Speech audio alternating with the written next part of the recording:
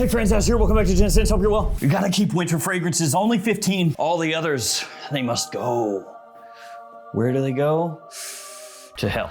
That's where, oh wait, no. That was way too dark and intense. They go to live on a farm. It's a very nice farm that they will enjoy very much. The same place that your pet turtle went when you were younger. Ho, ho, ho. And look, I have to include Drakkar Noire, but it's not gonna be one of the official choices, so get out of here. I was gonna smack it, but I can't. Pretend I just... So Drakkar Noire, not officially in here, but it is in my heart and my mind. What is officially going to kick this list off though, is this, Fahrenheit Le Parfum. Hey Dior, do you remember this line that you have it? Do you remember that? You do? Cool. You could do a new one if you wanted to, I'm just saying. It's a possibility. Oh, what's that? Sauvage Rare Blend? Never mind, that's a way better idea. Please release Rare Blend in a normal bottle at a normal price. Thank you, please, thank you. Fahrenheit Le Parfum, this stuff, man, it rules. It's one of those fragrances that I come back to pretty frequently. It's got that OG slight petrol touch that the Fahrenheit line is really well known for, but then it is smoothed out and sweetened up with the nice booziness. Super classy, very sophisticated, and not overdone with the petrol so it doesn't come across smelling like you dumped gasoline on your head. Don't worry about that. And in my mind, this is like one of the first big flankers that did that whole just add some booze to it vibe. Because we've seen that play out over the years where flankers will come out and it's like, well, what's the main difference? Well, my friend, they added rum or whiskey or whatever. This is one of the first ones that did that in a big way with a big line, and I think it smells amazing. So Fahrenheit Le Parfum, I will keep you, yes. The next one is a very odd fragrance out because it is discontinued, and usually I would not feature fragrances that are discontinued and difficult to find, but this one time I will make an exception for Pulse of the Night. Now, for those of you who may not be aware, Issey Miyake, especially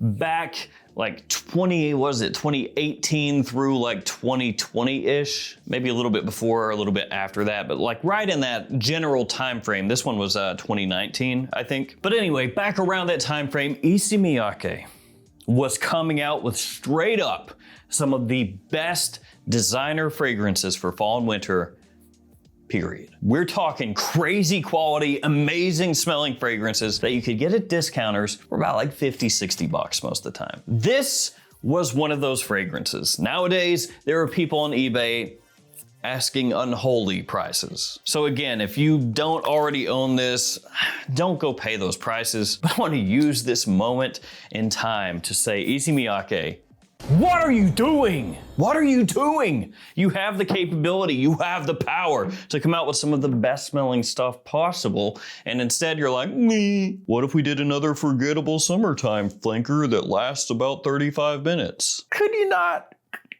do that, please? This right here, incense and vanilla, perfectly in balance, ever so slightly similar to something like Herod by Parfums de Marly, kind of in that just general style. It is top notch. Like as far as designer fragrances go, this stuff smells so good. And when you could find it for that price point, nuts. Unfortunately, Issey Miyake is not coming out with stuff like this right now. They should be. Next one, Sauvage Elixir. This stuff right here, very vanilla, honey forward, a little bit of tobacco in there, just a touch, and of course, quite similar to Sauvage Le Parfum. The performance is nuts, the compliment factor is there. I think this stuff is fantastic. I absolutely love it. So I would absolutely keep Sauvage Elixir. This stuff is great. I would also keep The One Eau de Parfum, Dolce Gabbana. Now I know some people might say, well, The One is just not strong enough for winter, and I would say that's not true. The One Eau de Parfum actually has pretty solid longevity, especially if you go a little bit heavier on the trigger. It's just a lot of fragrances nowadays are so overdosed, overpowered, you know, in your face, that stuff like this gets forgotten or overlooked a little bit. It's still fine. Now the projection is more average. The projection is not super strong, but for this type of fragrance, it works. It becomes a magnetic type of scent profile. Perfect balance of sweet and spicy, very warm, enticing, cozy, sexy. One of the best date night fragrances that has ever been made. So the One Eau de Parfum, I would keep this one. It's just been a scent profile that I've always loved. Ever since the original, the one Eau de Toilette, I loved that fragrance when it first came out. And the Eau de Parfum is like a nice little step up in general. Now the next scent is one that I actually wore as my scent of the day just a couple of days ago on a more formal night out, I might add. I did not wear just a t-shirt, I had a jacket over the t-shirt. But before we get to that one, I want to give you guys a lot of codes. Here they are, Hadouken. Actually, it's supposed to be like that. Like this.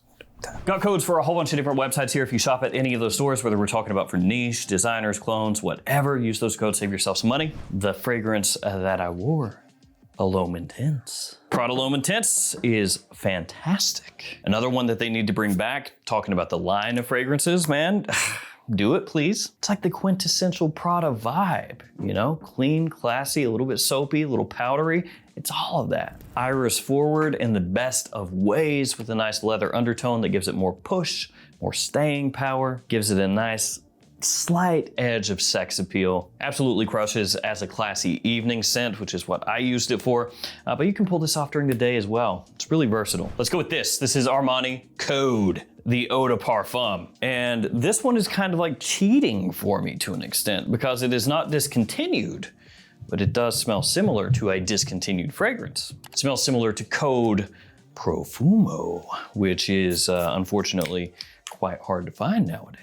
So it's gonna give you this nice, sparkly, kind of warm, spicy, sweet opening, extremely attention-grabbing, great performance. It's got that kind of Armani Code Tonka vibe, Tonka overdose with a leathery sort of aspect as well. It's like a carbonated beverage when you first spray this on, you know? It's got that nice syrupy sweetness, but then that sparkle as well. So I won't pick Code Profumo or Code Absolute, even though those are my favorites in the lineup. Code Absolute, oof, so good.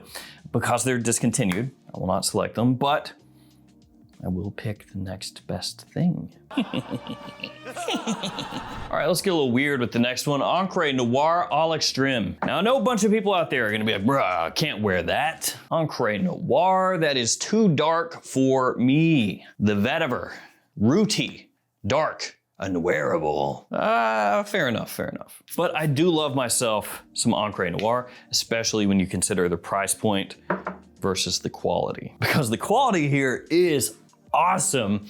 It's just, yeah, a lot of people are gonna go, when to wear. The extreme version here gives us a nice little bit of resinous sweetness that helps take some of the edge off of the more dark woody notes. Take a shot every time I've said dark about this fragrance, haha, you're dead. This also has cypress, it has incense, it's got patchouli, sandalwood. It lasts a very long time. It smells very high end. In fact, quite similar to Chanel's Sycamore in a lot of ways, which is a much more expensive fragrance than this one. Let's go more wearable with the next one.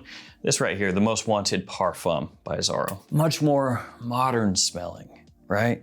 Much more sweet, has a nice ginger aspect, vanilla, woods as well. This is that type of fragrance that you spray on when you're just looking for a confidence boost. The ginger is lightly candied when you first spray it on, but it also has a nice little zest to it. It's got a nice fresh aspect as well. The woodiness is actually decently clean, very lightly smoked, and then that bourbon vanilla just kind of lays a nice base for everything else to play off of. Or kind of the woods and the vanilla in tandem. And what this fragrance does so well is taking that modern, warm, sweet, almost gourmand adjacent scent profile, which a lot of people call neo-gourmand. What it does so well is it balances everything out so that sweetness doesn't become too overloaded, but it still gives you great performance, which again is an expectation nowadays. Let's throw it back again, Davidoff Zino. This stuff is mad cheap, like $20 or less most places, which you would expect. It's a Davidoff, they're not that expensive. But it does smell quite similar to a much more expensive fragrance, Tom Ford's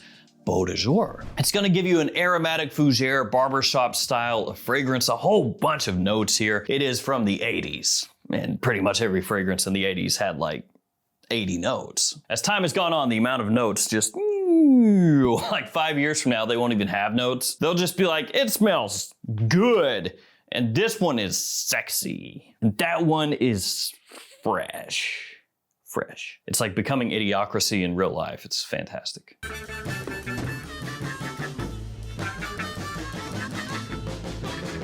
Lord, I wonder what's got the matter.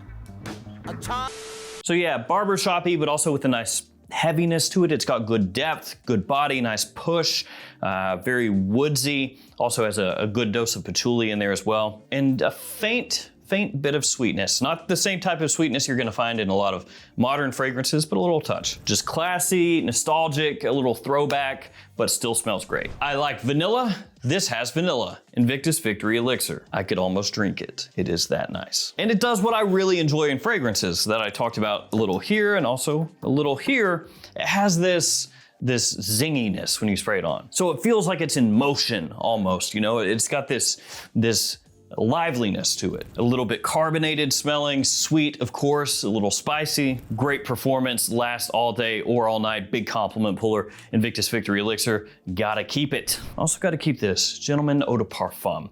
Now, I thought about going Society Ombre. I would realistically have that immediately also.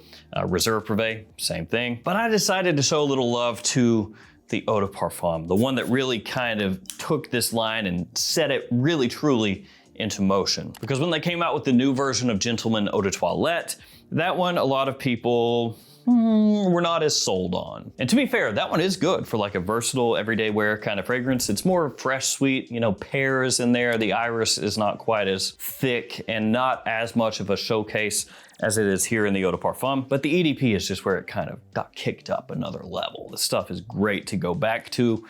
Kind of plays in the same ballpark as Dior Homme Intense, Valentino Uomo Intense, Narciso Rodriguez, Blue Noir, Parfum, stuff like that. With Gentleman EDP, you have a good amount of spices in there. You got clove, you have cinnamon, there's also lavender in here. You've got pepper, black vanilla, Tolu balsam, all of that combining together. And then that creamy iris. The stuff smells absolutely amazing. It gets overlooked sometimes because of some of the flankers that came out after it, which also are great, but the EDP is still super solid. Something vanilla, again, Mercedes-Benz Club Black. This is the Eau de Toilette. There's also an Eau de Parfum out nowadays, but the EDT is gonna be the cheaper one, the easier one to find. And this is just a really nice, deep, rich, vanilla forward scent profile. You also have incense, benzoin, and some woody notes in here as well.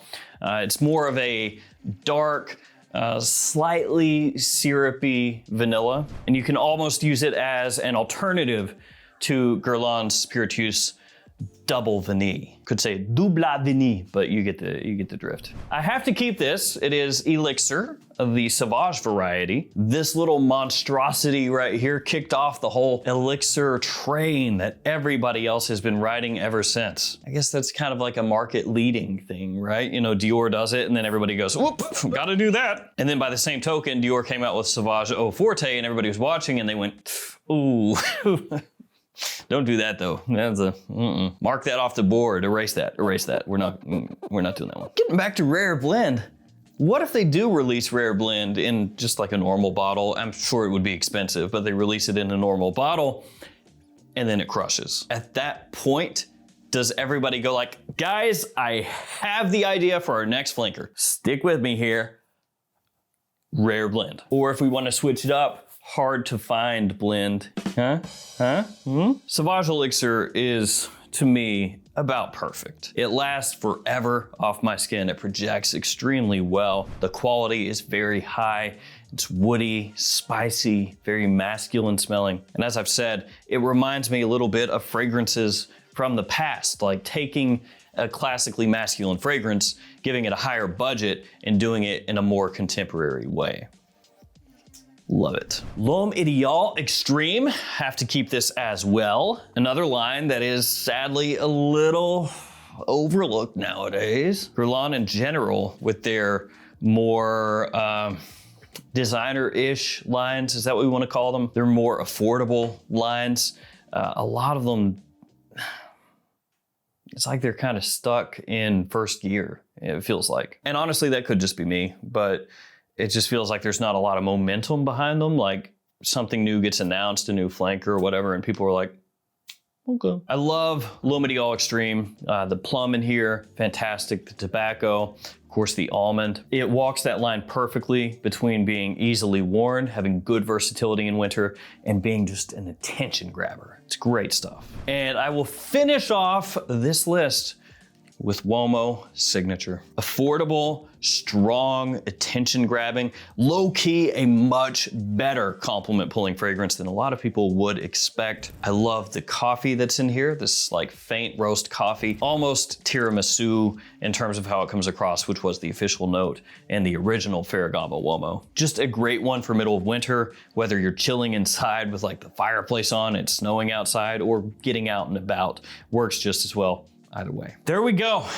The 15. Realistically, there's like 15 or 25 or 35 other ones that I would also immediately be like, nah, I gotta get that too. But today, I'm rolling with these guys. I wanna thank you all for hanging with me. Let me know in the comments what would be your go-to. Like, what are you keeping? What is a fragrance you could not do without when it gets cold outside? Thank you guys, stay safe out there. See you tomorrow with another fragrance video. See you guys.